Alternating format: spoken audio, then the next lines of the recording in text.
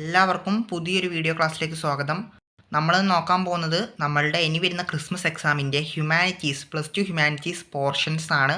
അതായത് ഏതൊക്കെ വിഷയങ്ങൾക്ക് എത്രയൊക്കെ പാഠഭാഗങ്ങൾ നിങ്ങൾ പഠിക്കണം എന്നുള്ള വീഡിയോ ആണ് ചെയ്യാൻ പോകുന്നത്. അപ്പം നമുക്ക് വേഗം തന്നെ വീഡിയോയിലോട്ട് കടക്കാം. നിങ്ങൾ ഇനി പഠിച്ചു തുടങ്ങിയിട്ടില്ലെങ്കിൽ ഇനി എന്തായാലും പഠിച്ചു തുടങ്ങണം. കാരണം നമുക്ക് കുറച്ച് ദിവസം കൂടി ഉള്ളൂ നമ്മുടെ ക്രിസ്മസ് എക്സാമിന്. അത് നമുക്ക് നമ്മുടെ ഹിസ്റ്ററിയുടെ കാര്യം നോക്കാം. ഹിസ്റ്ററിയിൽ നമുക്ക് 7ാമത്തെ പാഠം, അതായത് ഇമ്പീരിയൽ ക്യാപിറ്റൽ വിജയനഗര സാമ്രാജ്യം എന്ന് പറയുന്ന പാഠഭാഗം തൊട്ട് ഗാന്ധിജിയും ദേശീയ പ്രസ്ഥാനവും, ഗാന്ധിജി ആൻഡ് നാഷണലിസ്റ്റ് മൂവ്മെൻറ്റ് എന്ന് പറയുന്ന ആ ഒരു പാഠഭാഗം വരെയാണ് പഠിക്കാനുള്ളത്. 7ാമത്തെ പാഠം തൊട്ട് 12ാം പാഠം വരെ.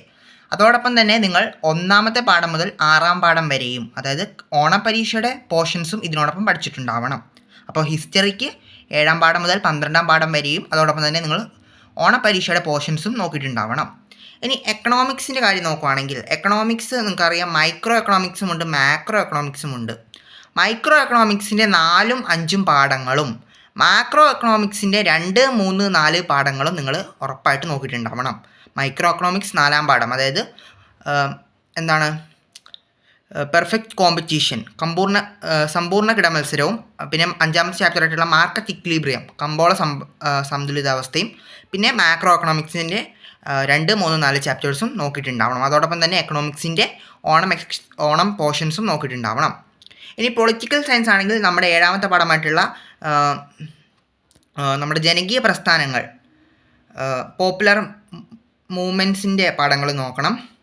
അതോടൊപ്പം തന്നെ 15ാമത്തെ പാഠം വരെയാണ് നിങ്ങൾ പൊളിറ്റിക്കൽ സയൻസിൽ പഠിക്കേണ്ടത്, 7ാമത്തെ പാഠം മുതൽ 15ാമത്തെ പാഠം വരെ.